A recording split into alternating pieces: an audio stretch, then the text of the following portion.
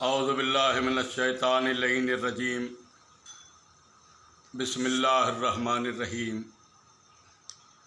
الحمد للہ الذی لا تدرکہ الشواہد ولا تحویہ المشاہد ولا تراہ النواظر ولا تحجبہ السواتر والصلاة والسلام علی سید اصل ما فی الوجود سر اللہ فی کل موجود نقطۃ دائرۃ الوجود وصاحب لواء الحمد والمقام المحمود ابی القاسم المحمد اہل بیتہ الطیبین الطاہرین المعصومین المظلومین الذین اذھب اللہ عنہم الرجس اہل البیت ویطہرہم تطہیرا اما بعد فقد قال رسول اللہ صلی اللہ علیہ وآلہ وسلم حسین منی وانا من الحسین۔ معزز و محترم ناظرین، آج کا یہ پروگرام حی علی العزاء کے زیر اہتمام، جس کے معاون خاص جناب سید علی رضا بخاری جو کہ ایڈمن ہیں، اور ان کے ساتھ ہمارے واجب الاحترام اور معزز و محترم جناب سید ابو صالح رضوی کاروان والی مشہد فیصل آباد۔ میں ان دوستوں کا شکر گزار ہوں کہ انہوں نے یہ پروقار محفل اور پاکیزہ مجلس کا اہتمام اور انتظام کیا، اور ان لوگوں کے لیے صرف دعائے خیر ہی میری زبان سے نکل سکتی ہے کہ ایسے حالات میں کہ کرونا وائرس جو کہ عالمگیری وبا کے طور پر دنیا پر ایک مصیبت ڈھائے ہوئے ہے، پوری انسانیت کو اپنی لپیٹ میں لیے ہوئے ہے، ایسے حالات میں انہوں نے یہ پاکیزہ محفل کا انتظام کیا۔ اب حضور، آج کی حد تک ہم جو بھی گفتگو آپ سے کریں گے وہ اس حوالے سے کہ اس شعبان معظم کے مہینے میں سید البطحاء اور ولی مطلق ظہور خانوادہ ابو طالب علیہ السلام سامنے آئے، اس حوالے سے چند ایسے معاملات آپ کے گوش گزار کرنے جا رہے ہیں کہ آپ کے سامنے یہ مصیبت، یہ ایک ابتلا کی صورت کھڑی ہے، اور ہم اپنے ان فرائض سے آگاہ ہیں کہ ہمیں ایسے حالات میں جو اس کائنات کے وجود کا ذریعہ ہیں ان ہستیوں کو نہیں بھولنا چاہیے۔ آج کے اس پروگرام میں خانوادہ ابو طالب علیہ السلام کی جو ولادتیں اور جو ظہور ہوئے ہیں اس سلسلے میں چند باتیں آپ کے گوش گزار کرنا چاہتا ہوں۔ جتنے بھی پاکیزہ لوگ سماعت فرما رہے ہیں، وہ پاکیزہ لوگ، وہ پروقار پرجوش نوجوان، ان کی خدمت میں سلام پیش کرتا ہوں۔ یہ پاکیزہ سانسیں جو اس محفل میں گزر رہی ہیں، یہ پاکیزہ ذہنیتیں، یہ پاکیزہ نیتیں، اور یہ پاکیزہ حیثیتیں، اور یہ پاکیزہ ولدیتیں ہم اور آپ آج اس ولی مطلق سید البطحاء حضرت ابو طالب علیہ السلام کو خراج عقیدت پیش کر رہے ہیں۔ کہ شعبان کے اس معظم مہینے میں پوری کربلا کا ظہور ہوا۔ وہ ولادت و شہادت وہ منائے گا، اہل بیت کی، خانوادہ ابو طالب کی ولادت اور شہادت وہ منائے گا جسے اپنے ماں باپ کے خون کی شرافت پر یقین ہو۔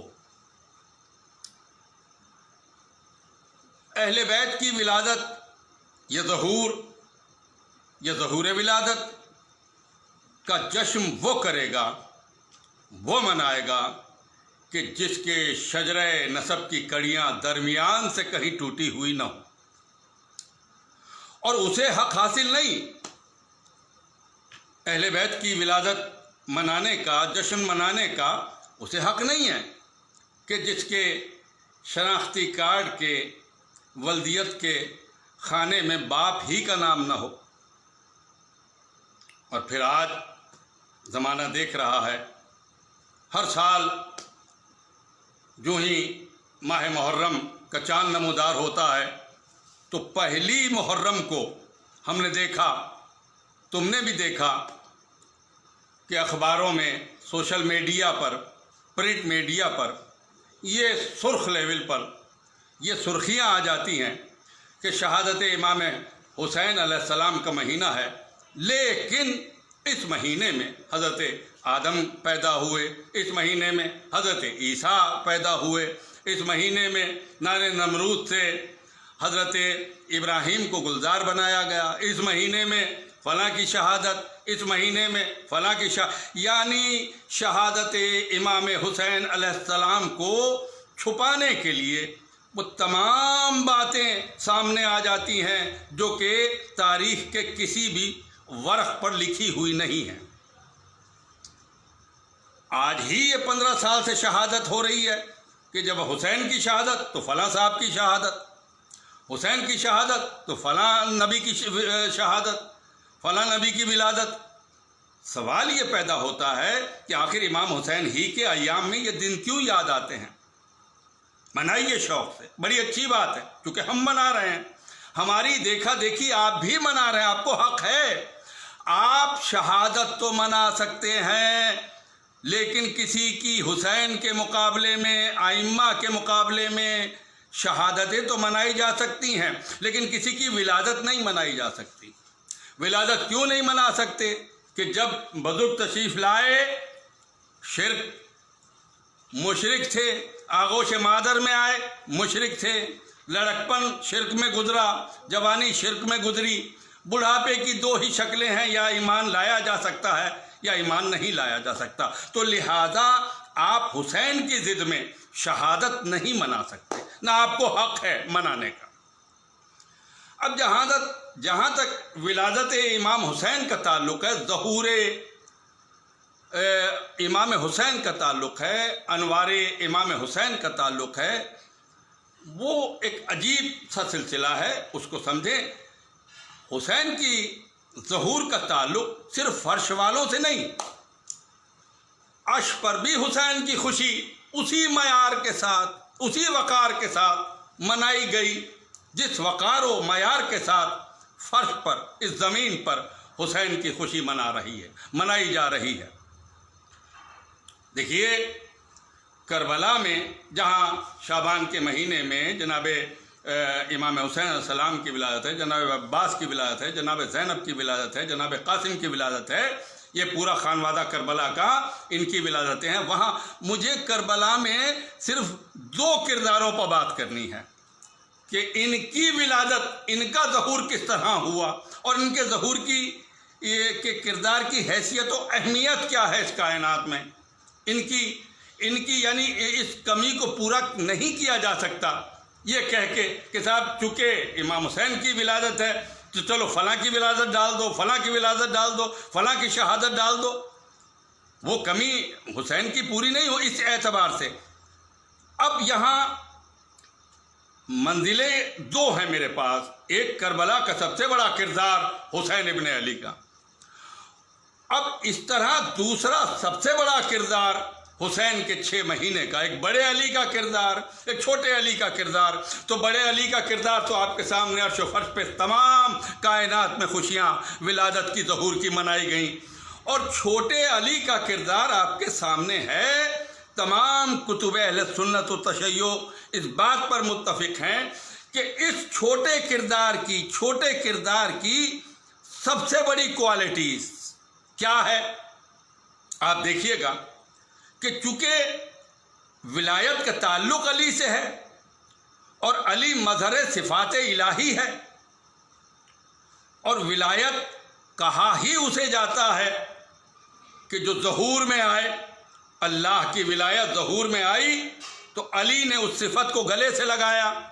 وہ اللہ نے ولایت کو ظہور کی شکل میں علی کو اپنے گلے سے لگایا، علی کو تمام مظہر صفات الہی بنا کے بھیج دیا. وہ ولایت جو توحید سے چلی اور علی تک پہنچی، علی نے وہ ولایت اپنی اولاد کو تقسیم کی. حسن کو ولایت تقسیم کی، حسین کو ولایت تقسیم کی، جناب زینب سلام اللہ علیہا کو تقسیم کی، جناب ام کلثوم سلام اللہ علیہا کو کی، اور جناب حسن نے جناب قاسم کو کی، اور مولا کائنات نے یہی ولایت جناب عباس علمدار کو عطا کی. یہی ولایت حسین نے جناب علی اصغر کو عطا کی. اب 2 کردار میرے سامنے ہے، ایک حسین کا اور ایک حضرت جناب علی اصغر علیہ السلام کا، جو کہ باب الحوائج ہے. جناب علی اصغر کا کردار کربلا میں دیکھیے گا اور اس کی قیمت آپ کے سامنے آ جائے گی، اس کی قوت آپ کے سامنے آ جائے گی. جب تیر لگا باب الحوائج کی، جناب مولا علی اصغر کے تیر لگا حلق پر، تمام کتب گواہ ہیں کہ چند قطرے حسین نے ہتھیلی پر سجائے، اور یہی ہوا کہ چاہا کہ آسماں کی طرف پھینکوں تو آسمان نے قبول نہ کیا، یہ کہہ کے کہ ناحق خون ہے. اور یہی چند قطرے جب آسمان نے انکار کیا تو زمین کی طرف پھینکنا چاہا. دونوں کے جواب پر بات کیا تھی؟ آسمان نے یہ کہہ کے انکار کیا کہ مولا ایک قطرہ پانی کا نہ برسے گا، ایک قطرہ رحمت آپ کا نہ برسے گا، کیونکہ خون ناحق ہے. اب چونکہ یہ ولی کا خون تھا، اسی طرح زمین نے کہا. اب یہ سنی شیعہ اتفاق ہے ان کتابوں پر کہ حسین نے جب کلام کیا تو آسمان سے آواز آئی ہے نا، جبھی تو روایت بنی. اور جب حسین نے زمین سے کہا تو زمین کا جواب یہی ملا کہ ایک قطرہ اناج کا نہ اگے گا، ایک قطرہ غلے، ایک دانہ غلے کا نہ اگے گا. یہی زمین نے جواب دیا کہ ایک دانہ نہیں اگ پائے گا مولا، یہ ناحق خون ہے. سوال یہ پیدا ہوتا ہے، نہ تو زمین پہ پھینکا گیا یہ خون اور نہ ہی آسمانوں کی طرف گیا. وہی چند قطرے حسین نے اپنے چہرے پر ملے. اب حسین کی مٹھی میں وہ چند قطرے خون ہے اصغر کا، آسماں کی طرف پھینکتے ہیں تو آسماں کا یہ جواب ہے کہ ایک قطرہ پانی نہ برسے گا. زمین کی طرف پھینکتے ہیں کہ ایک دانہ اناج کا نہ اگے گا. تو اب اناج کا تعلق رزق سے ہے، ابر کا تعلق زمین کے رزق سے ہے. تو اب مٹھی میں چند قطرے نہیں ہیں. یہ کربلا کا چھوٹا کردار، چھوٹی عمر کا کردار جو سب سے بڑا ابھر کر سامنے آیا. اب حسین کی مٹھی میں وہ اصغر کا خون نہیں ہے، بلکہ کائنات کا رزق حسین نے سمیٹ لیا. یہ چھوٹا کردار، بڑا کردار اور اس کا ظہور اور اس کا کرشمہ اور اس کا معجزہ، وہ تو آغوش مادر ہی سے اندازہ ہو جائے گا کہ حسین آغوش مادر میں ہے. آغوش مادر میں ہے حسین. جہاں زمین پر خوشی ہے وہیں آسمانوں پر خوشی ہے. جہاں زمین پر محفلیں سجائی جا رہی ہیں وہاں آسمانوں پہ بھی محفلیں سجائی جا رہی ہیں. ایسے میں جبرائیل کے ساتھ غول کے غول فرشتوں کے زمین کی طرف آنے لگے. ایک دوسرے سے پوچھتے ہیں کیا معاملہ ہے؟ کہا کائنات کا سب سے بڑی ہستی آغوش سیدہ میں آئی ہے. کون؟ حسین جس کا نام ہے. تو کیوں جا رہے ہو؟ کہا تہنیت نبی کو دینے جا رہے ہیں، نبی کو خراج دینے جا رہے ہیں، نبی کو مبارکباد دینے جا رہے ہیں. جب آنے لگے غول کے غول فرشتوں کے، تو ایسے میں آواز آئی، ایک تنہا زمین کی وادیوں میں پڑا ہوا ایک فرشتہ جس کے بالوں پر ختم ہو چکے تھے، ٹوٹ چکے تھے، ختم ہو چکے تھے، اس نے کہا جبرائیل کہاں جا رہے ہو؟ کہا ہاں تمہیں تو معلوم نہیں، اب میں بتاؤں کہاں جا رہا ہوں؟ کہا کہاں کا قصد ہے؟ کہنے لگے جبرائیل کہ نبیوں کے نبی سید المرسلین محمد مصطفیٰ احمد مجتبیٰ کے گھر میں ایک بڑی ہستی تشریف لائی ہے، ہم انہیں مبارکباد دینے جا رہے ہیں۔ لہذا یہ طریقہ بھی رہا ہے، جب بڑوں کے یہاں کوئی خوشی ہوتی ہے تو تمام ان بڑوں سے چھوٹے جا کے خوشیوں کے لیے مبارکباد پیش کرتے ہیں تاکہ کچھ عطیہ، کچھ تحفہ وہاں سے مل جائے۔ تو لہذا جب چلے ہیں جبرائیل تو اس وقت اس فرشتے نے کہا کہ کیا مجھے ساتھ لے جا سکتے ہو؟ کہا کیوں؟ کہا میرا پر کٹا ہوا ہے، میرا پر نوچا گیا ہے۔ جب فطرس نے جب یہ کہا تو جبرائیل کے ذہن میں یہ خیال آیا کہ ہاں بڑا گھر ہے، بڑے لوگ ہیں، بڑی ہستی کی آمد ہے، معافی مل جائے گی۔ لہذا فطرس کو اٹھایا اور آنے لگے۔ جب آنے لگے تو ایسے میں اس وقت نبی تشریف فرما تھے کرسی پر، سامنے ایک جھولا تھا، اس میں حسین تھے، جھولا جھول رہے تھے۔ جب فطرس کے اور جبرائیل کے آنے کی خبر ملی رسول کو اور جبرائیل کا سلام در فاطمہ پہ ہوا تو ایسے میں رسول بڑھے اور جھولے سے حسین کو اٹھا کے گود سے لگایا، پیار کیا۔ اب جبرائیل حاضر خدمت ہیں، سلام پیش کر رہے ہیں۔ کہا آسمانی مخلوق بہت خوش ہو رہی ہے، یا رسول اللہ آپ کو مبارک ہو، آپ کو آپ کا بیٹا مبارک ہو، آپ کو آپ کا نواسہ مبارک ہو، آپ کو یہ جنت کا وارث و مالک مبارک ہو۔ رسول نے مبارکباد قبول کی۔ اس کے بعد ایک مرتبہ جبرائیل آگے بڑھ کے کہتے ہیں یا رسول اللہ ایک گنہگار فرشتہ بھی آپ کی خدمت میں آیا ہے۔ رسول نے کہا کون؟ کہا فطرس نامی فرشتہ ہے، اور وہ کہتا ہے کیا میرے گناہ معاف ہو سکتے ہیں؟ کیا میری مغفرت ہو سکتی ہے؟ کیا میں بخشا جا سکتا ہوں؟ تو نبی نے اب وہ جھولا جب حسین کو اٹھایا تو جھولا ہل رہا تھا، نبی نے فطرس کی طرف اشارہ کیا، جبرائیل سے کہا جا اسے لے جا۔ وہ جو حسین کا جھولا ہے، وہ جو حسین کا جھولا سامنے ہل رہا ہے، اسے فطرس کو لے جا اور لے جا کر اس جھولے سے اس کا بازو مس کر دے۔ جب جھولے سے مس کرے گا تو اس کے بالوں پر آ جائیں گے۔ اسی طرح جبرائیل نے کیا، بالوں پر اس کے آ گئے اور اس کا بازو مس ہوا ہے، جھولے سے مس ہوا ہے، حسین سے مس نہیں ہوا۔ چاہیے تو یہ تھا یہ کہتے جبرائیل حسین میری گود میں ہے، حسین میری گود میں ہے اور میں خود نبیوں کا نبی ہوں۔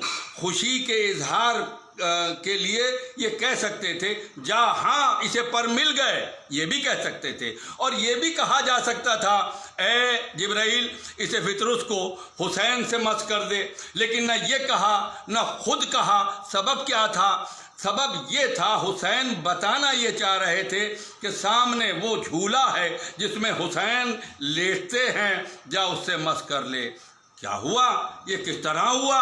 یہ کیسے سامنے آئی بات کہ جس شے کو حسین مس کر دیں اس سے شفا مل جائے؟ بس میرے سامنے ایک چھوٹی سی مثال ہے کہ عام طور پر یہ دیکھا جاتا ہے کہ جہاں لوگ جب نیا گھر بنواتے ہیں اور وہاں بجلی کو لایا جاتا ہے تو باہر ایک میٹر لگتا ہے، اندر بھی اس کے ایک فیوز بورڈ بنایا جاتا ہے، تو انجینئر یہ سوچ کر اس میں اتنا باریک تار لگاتے ہیں کہ جس گھر کو جتنی بجلی کی ضرورت ہو اس اعتبار سے وہ فیوز لگایا جاتا ہے، اور ایسا نہیں ہے نہ زیادہ باریک ہو نہ زیادہ موٹی ہو، لیکن ضرورت کے تحت وہ تار لگائی جاتی ہے، وہ باریک تار، کیونکہ انجینئر کو معلوم ہے کتنی ضرورت ہے اس گھر کو بجلی کی اگر ضرورت سے بڑھ کر آپ نے یا انجینئر نے تار لگایا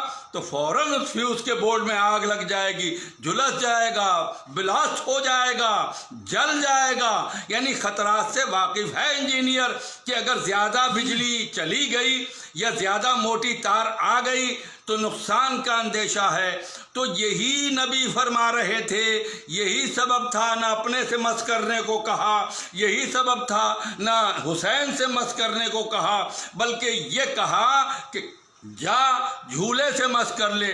تو اس کا مطلب یہ ہوا جتنی فطرس کو ضرورت تھی اتنا نور جھولے میں تھا، اتنی قوت جھولے میں تھی، جتنا فطرس کو ضرورت تھی کہ ٹھیک ہو جائے اتنا نور جھولے میں تھا۔ اب یہ فیصلہ دے رہے ہیں نبیوں کے نبی کہ دیکھو جہاں جہاں نسبتیں حسین کی آ جائیں، اب جتنا نور، جتنی طاقت، جتنی قوت ہمیں چاہیے اتنا عباس کے علم میں ہے، جتنا ہمیں چاہیے اتنا نور حسین کے تعزیے میں ہے، جتنی قوت ہمیں چاہیے، جتنی ضرورت ہمیں چاہیے اتنا نور علی اصغر کے جھولے میں ہے، اور جتنی قوت ہمیں چاہیے اتنا نور ذوالجناح میں ہے۔ اب یہ جتنے بھی شبیہات حسین ہیں، شاعر حسین ہیں، جتنے بھی شاعر حسین ہیں ان میں وہی قوت ہے جتنے کی ہمیں ضرورت ہے۔ ایسا نہیں ہے کہ ہمیں کم مل گیا، بس جس کو جتنی ضرورت ہے اتنا اس نسبت حسین سے حاصل کر رہا ہے۔ اب چونکہ رمضان کا مہینہ ہمارے سامنے ہے اور رمضان آ رہا ہے، تیاریاں ہو رہی ہیں، ہم دیکھ رہے ہیں ہر وقت ہر لمحے انسان اپنی پابندیوں میں، صوم صلات کی پابندیوں میں، نمازوں میں، روزوں میں قرآن پڑھنے میں وقت گزارے گا۔ ظاہر ہے جب قرآن پڑھے گا تو اس کو ثواب ملے گا۔ سوال یہ پیدا ہوتا ہے کہ ممبروں جو قرآن فہمی نہیں جانتے اور وہ بھی امام زمانہ علیہ السلام پر، حسین علیہ السلام کی ولادت اور ظہور پر اور امام زمانہ کے غیب اور وجود پر بول رہے ہیں، بھائی قرآن فہمی کا انہیں حق ہی نہیں ہے۔ قرآن فہمی کا تو انہیں حق ہے جو قرآن کی حفاظت بھی جانتے ہیں، قرآن کی تلاوت بھی جانتے ہیں۔ فرق ہے بہت محافظ قرآن میں اور حافظ قرآن میں، حافظ قرآن میں اور محافظ قرآن میں فرق ہے۔ یہ اتنا بڑا فرق ہے کہ آپ واضح طور پر سمجھ جائیں گے کتنا بڑا فرق ہے۔ یعنی حافظ قرآن وہ جو اپنی جان کو بچانے کے لیے قرآن کو ٹکڑے ٹکڑے ریزہ کر اور نیزوں پہ بلند کر دیا جاتا ہے قرآن کے ٹکڑوں کو۔ یعنی قرآن کے حافظ وہ ہیں جو اپنے آپ کو بچانے کے لیے قرآن کو ریزہ کر کے، قرآن کو پارا کر کے نیزوں پہ چڑھا دیا جاتا ہے۔ یہ حافظ قرآن ہیں۔ یہی حافظ قرآن 600 ہیں تاریخی اعتبار سے، لیکن اس سے کہیں زیادہ بھی ملتے ہیں کہ حافظ قرآن تھے، لیکن نبی کے نواسے پر خنجر چلائے جا رہے تھے حافظ قرآن۔ لا الہ الا اللہ پڑھ کر نبی کے نواسے حسین کے گلے پہ کلمہ پڑھ کر حافظ قرآن خنجر چلا رہے تھے۔ کیا یہی ہے حفظ؟ تو لہذا حافظ قرآن میں اور محافظ قرآن میں فرق یوں بنا کہ حافظ قرآن وہ جو وارث قرآن کے گلے کاٹتے رہے اور کلمے پڑھتے رہے، حافظ قرآن وہ جو قرآن کے وارثوں سے جنگ کر کے قرآن کے اوراق کو نیزوں پر چڑھاتے رہے، اور وارث قرآن وہ کہ قرآن کی حفاظت کے لیے، یعنی محافظ قرآن وہ قرآن کی حفاظت کے لیے خود نیزے پہ بلند ہو کر قرآن کی تلاوت کرتے رہے۔ یہ ہے محافظ قرآن۔ لہذا اب جبکہ قرآن ہمارے سامنے موجود ہے، یہ ماہ رمضان آ رہا ہے، ہر وقت ہم رمضان میں صوم و صلات کی پابندی کریں، روزے رکھیں، قرآن پڑھیں، تو قرآن ان سینوں میں نہیں اتر پائے گا۔ کیوں کہ جس نے قرآن سکھایا، جس نے نماز سکھائی، جس نے روزہ سکھایا، جس نے تمام تر یعنی وہ شریعت کے احکامات جو آئے تھے اللہ کی جانب سے وہ سکھائے، تم انسان تو تھے بظاہر لیکن وحشی طور پر زندگی گزار رہے تھے، تمہیں ہمارے نبی نے انسان بنایا، انسان سے صاحب ایمان بنایا، صاحب ایمان سے تمہیں سلمان بنایا۔ اب جب بنا چکا تو عرب کے یہی لوگ جو وحشی تھے صاحب ایمان بن کر آئے، آنے کے بعد 4-5 بڑے بڑے بزرگ سامنے آئے، ہیرے جواہرات لائے، لا کر نبی کی خدمت میں پیش کیا۔ ہم وحشی تھے، اپنے بچوں کو زندہ درگور کر دیا کرتے تھے، رہزن تھے، اور ہم مسافروں کو لوٹتے تھے، ہم نے یہ ظلم کیے۔ اس کے بعد یا رسول اللہ جو آپ نے ہمیں انسان بنایا لہذا آپ اس کی اجرت لے لیں، اس کا اجر لے لیں، جو آپ نے محنت کی، ہم صاحب ایمان بنے اس کا اجر لے لیں۔ نبی انتظار کر رہے ہیں تاکہ آیت آ جائے، لہذا آیت کا نزول ہوا، قُلْ لَا أَسْأَلُكُمْ عَلَيْهِ أَجْرًا إِلَّا الْمَوَدَّةَ فِي الْقُرْبَى قُلْ لَا أَسْأَلُكُمْ عَلَيْهِ أَجْرًا إِلَّا الْمَوَدَّةَ فِي الْقُرْبَى، ان سے کہہ دو مجھے کچھ نہیں چاہیے، یہ جو تمہیں میں نے وحشی سے انسان بنایا، تمہیں جو قرآن سنایا، تمہیں جو قرآن پڑھایا، تمہیں نمازی بنایا، روزے دار بنایا، اللہ کہہ رہا ہے کہ کہہ دو ان سے۔ تو اب میں کہہ رہا ہوں مجھے کوئی اجرت نہیں چاہیے، تو کیا اجرت چاہیے؟ قرآن نے کہا اس کی اجرت یہ ہے کہ تم اہل بیت سے محبت و مودت اختیار کرو۔ تو جب یہ آ گیا اہل بیت سے مودت و محبت اختیار کرو، تو اب جو حافظ قرآن تھے، جنہوں نے گلے کاٹے تھے، آج تک وہ اس بات کو سمجھ نہ سکے کہ حافظ قرآن ہونا کتنا آسان ہے، تو اب جن کو قرآن کی تعلیم دی تھی وہ قرآن ان کے حلق پر رک گیا، حلق پر اٹک گیا، قرآن اندر نہیں جا پاتا، چونکہ قرآن یاد رکھنا بہت آسان ہے، قرآن پہ عمل کرنا بہت مشکل ہے۔ اب جو حافظ قرآن تھے اور آج تک ہیں، وہ کیسے سمجھیں اس بات کو کہ اجر کیا ہے؟ ہمیں رسول نے جو کہا کہ ہم جو انسان بنے، ہم جو وحشی تھے مسلمان بنے، ہمیں اس کا اجر کیا دینا چاہیے؟ تو اب سمجھ میں آئی بات، اس کا اجر محبت کے طور پہ دینا چاہیے۔ تو جب محبت کے طور پہ دیں گے تو دل میں محبت ہوگی، تو جب دل میں محبت ہوگی قرآن پڑھا جائے گا، قرآن جھانک کر آپ کے حلق سے جھانک کر قرآن قلب کو دیکھے گا کہ آیا قلب میں آل محمد کی محبت ہے یا نہیں۔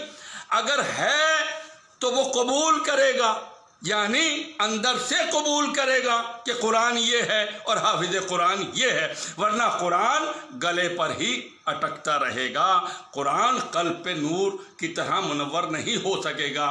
لہذا آج کی حد تک یہی کہ ہم رمضان کا مہینہ آ رہا ہے، اس میں صوم و صلات کی پابندی کریں، اور پھر شبوں کے دن آ جائیں گے، 17 تاریخ سے 21 اور 22 تاریخ تک مولا کائنات کے دن آئیں گے۔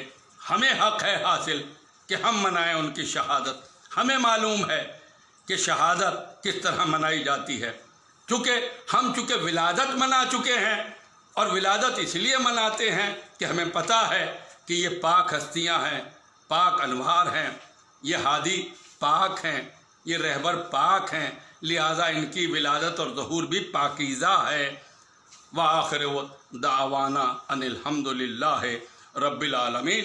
اور میں آخری 2 جملے جناب علی رضا بخاری صاحب کے لیے اور جناب سید کامران شاہ شیرازی جو لندن میں رہتے ہیں ان کا بھی شکر گزار ہوں، خدا ان کے رزق میں برکت عطا کرے، اور یہ ہمارے دوست ابو صالح کاروان مشہد والی مشہد کے اور جناب علی رضا بخاری صاحب، خدا ان کو جزائے خیر دے، یہ بڑا کام کر رہے ہیں، اور خاص طور پر جناب ابو صالح رضوی، یہ جو مجھ تک رپورٹ آئی ہے کہ انہوں نے فیصل آباد میں کم سے کم 1000 بیگ راشن کے اور کفیل مہینے کے کفیل راشن کے بیگ انہوں نے گھروں کے دروازوں کے سامنے رکھے ہیں، اور بغیر کسی یعنی بتائے.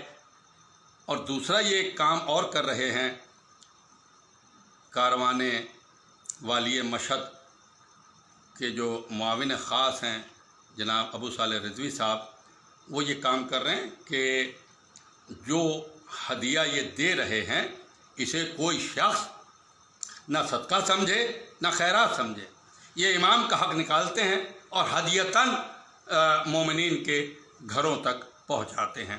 بار دیگر میں علی رضا بخاری صاحب کا شکر گزار ہوں کہ میں یہاں آیا اور میں نے خطاب کیا، اور مسلسل ویسے درس امام زمانہ، پیغام امام زمانہ میں دے رہا ہوں، اور آج تیسری تقریر کل ہو جائے گی، میری تیسری گفتگو انشاءاللہ میں آتا رہوں گا.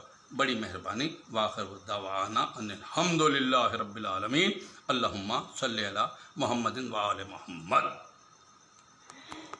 وہ اس نے خود ہی ہٹا دیا میرا. بس